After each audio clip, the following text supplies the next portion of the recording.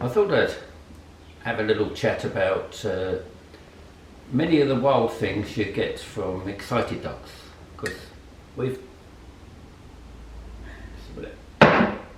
recently got a new dog, 1 year old, a lurcher. A lurcher. Yeah. When we went to see him, he was totally out of control. His elderly owner had scratches and bite marks all down her arm from just excitement and playing with her like a toy.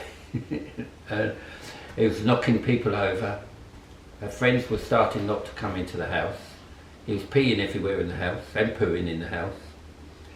Generally, grabbing cushions, anything he could get hold of, and running off with them. No one could walk him because he pulls like a train. And we ended up taking him, and he's the most perfect dog ever. He truly is. Truly perfect. So I thought I'd give you a few tips on how to calm the excitement, because that's all it was. Everyone had fed the excitement and no one had told him not to be excited. And that's a combination of being calm yourself, but you've got to tell dogs off. You can't divert excitement to other excitement, and that's a problem with modern dog training, is diversion instead of getting rid of something. So, Shadow, come here, I'll just show you. Shadow, come here. This is our wild, out of control dog. Now if anyone did that to him before, he'd just leap up, bite. He was just totally out of control. But look, Aww. This is the calmest dog in the world. It was all in him, but no one fed the calm. They all fed the excitement. And he's still he's got mad excitement in him, but now he's got a switch off switch indoors. Outdoors he often just zooms and goes absolutely crazy. The other dogs have to dive for cover. But indoors is his calm place, look. And how much better is that for his soul than all that mad excitement that humans think is joy? Well, it is joy, but there's a place for joy, and that's outside. Inside, this is a different joy. Now, isn't that right, hey? This is the how he's had it all his life. You're a good boy, yeah, you're a lovely boy, aren't you? And now I can do that, and he still doesn't go wild, because his joy is that on my lap. So explain how you did that. Well, licking. I told him off for it. Said, don't do that. There, look, here. Now I calls that, see, watch. I calls that because I went, good boy. Mm-hmm. So, enough.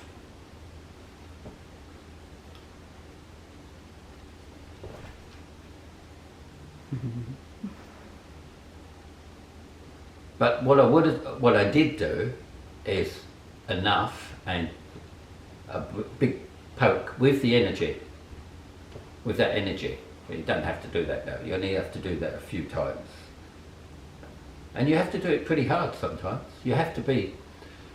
Dogs are tough. Now I'm going to beat this dog up. I'll just show you. Right, you're a good boy. You're a good boy. You're a good boy.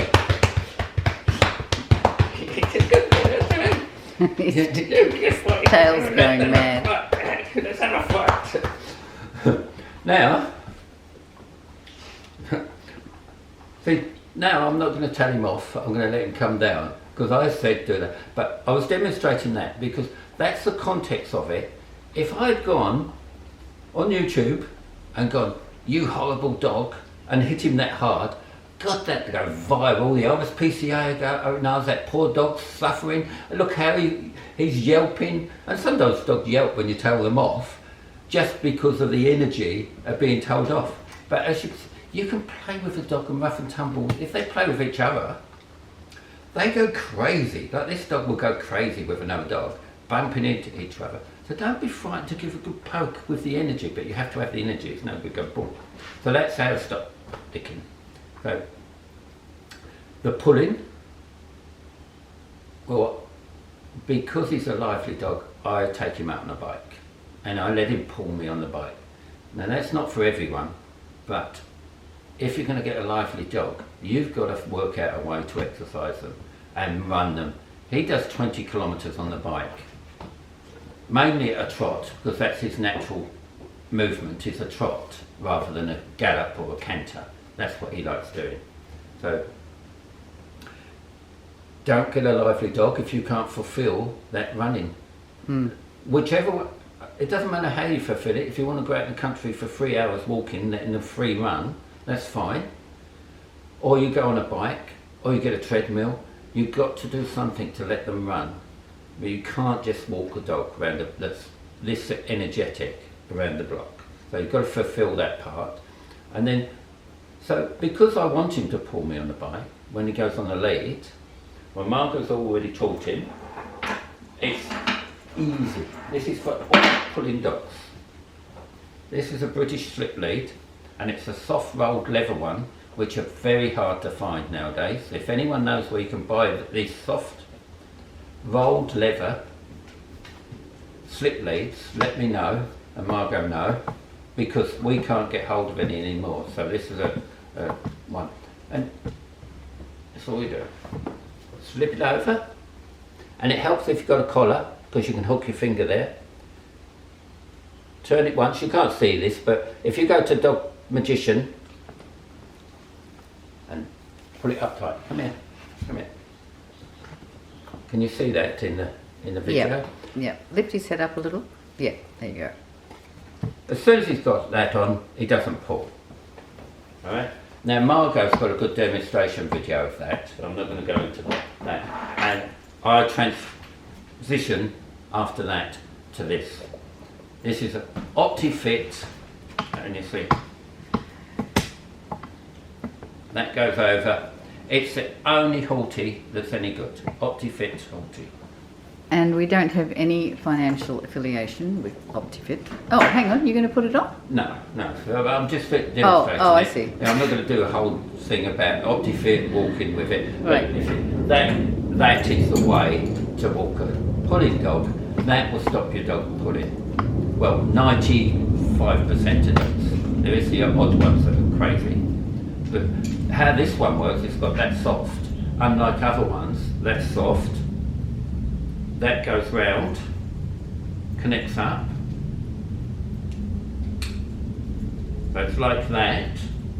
That's your safety onto your collar, if they get it off. But this is where it works different from every other one. That are just there, that's not going to tighten up. So many halters are designed wrong. You'll connect there, just like a horse. When your dog pulls, it will pull the head round there, not up here. Won't tighten that up, so the dog's going and fighting it, and it just works perfectly. Yeah. That. Oh, the other thing, why, a little bit of advice. Stop drinking bloody coffee. That does your head in. You've got to drink tea. What? Tea's good for you. All you coffee drinkers, you're all getting addicted and you're going mad in the mornings. So your dog's mad because you're mad, because you're all gasping for your coffee. Whereas us tea drinkers, we're all calmer and much healthier. That's just a tip you won't get off other dog trainers. For good reason. Pay attention. For good reason. Now what else did we go with him? Oh, jumping up. Jumping up. And then scratching your arms and the sort of thing that... Because he's tall. He's really tall. Yeah. So stand your ground. Yes. Do not take one backward step. And do not turn around and turn your back to the jumping dog. No, it's your space, isn't it? You're the queen and king. So it's your space. If your dog jumps on you, you've got to go forward or stand your ground. If you can't stand your ground, you've got to go forward and you've got to knock them sideways. It's no good going push down. That causes a rebound. And you've got to be fierce sometimes. It's no good being soft with a dog. If you go fierce once, it's over with. If you go soft, they think that's a game. Then they come back and you go a bit harder. Oh, well, that's a better game because it's rougher. I like rough and tumble. And then you're in the end, you're going like that, and it makes no difference because your dog can take all the rough and tumble. So you're better off going over the top instead of enough. His tail's flicking madly. Yeah. So he's in this state. You saw the first state he came up, and because I got animated, he reflects what he feels like. So always remember, your dog will pick up how you are. So if you're going, stop, get down, get down, get down, that dog sees that as excitement and feels excitement. Other problems? The house training. Well, straight away we pulled up carpets. Not carpets, we got mats down, we've got a wooden floor. So he's used to going on carpet, so we moved them where we could watch him. And I got up in the middle of the night each night and took him out in the garden because he came to a new house and I was going to break the habit. I didn't want him doing anything indoors as a new habit. So, and that just worked, and we told him off. He did wee once and we told him off fiercely for it, and he's never done it since. And that's a lifetime he's had of just peeing in the house. Feeding him right is another thing, feeding real food, that makes a huge difference. But just keep getting him out, so he wees outside and doesn't get the habit. Once they get a habit of weeing indoors, it just becomes a natural toilet for them. And that's a very hard thing to break. What about, some people say that you're just suppressing the dog's natural joy if they've got to be calm all the time in the house. What do you say to that? I say that's the humans putting their feelings on the dog. That's the joy the human gets at seeing that joy, but as you can see how much joy he was getting just resting his head on that meditation. And most humans could do with meditating because they're all hyper nowadays and they need that calm down. I can't meditate, I go with dogs and sit around with dogs and that's my meditation. But humans nowadays don't relax enough themselves. So they bring that on their dogs and then they go wild dogs and can't control it and wonder why. So calm the human down, you calm the dog down. Just an example about what you're talking about being fierce and the initial correction, because I went to see a little overexcited cavoodle puppy the other day, and Labradoodle rather, and he was constantly jumping on everybody all the time, scratching them with his little claws and what have you. And when I arrived at the gate, he came up to jump up on me, and I just leaned down and I just gave him a really sharp poke in his little ribs, and he went, oh! And backed away and looked at me like, oh, what? That was scary. Never jumped again the whole time I was there. Didn't jump on me, didn't jump on the kids, didn't jump on mum. And it's like, it's in their brain, like, if I do that, it's going to be uncomfortable, and they don't want that to happen. Yeah. And you give a really clear communication to a dog, they will just go, oh, okay, that's what you want. Yeah.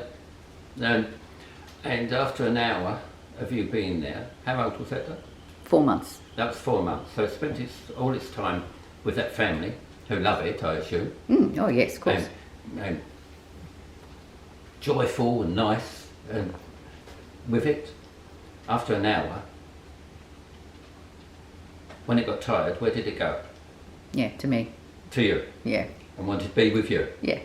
A stranger that walks in the house, and that's exactly the same as him. After 5 minutes with him, because I told him off, he came and laid at my feet when I picked him up.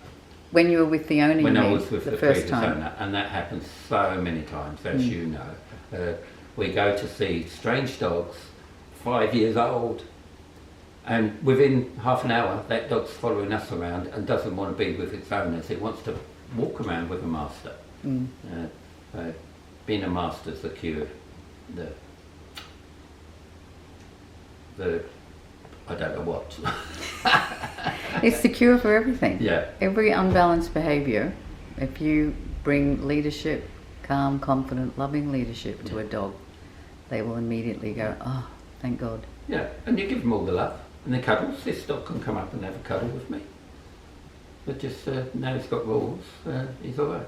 So that'll do for now. So it's goodbye from me, And it's goodbye from Margot. goodbye from me.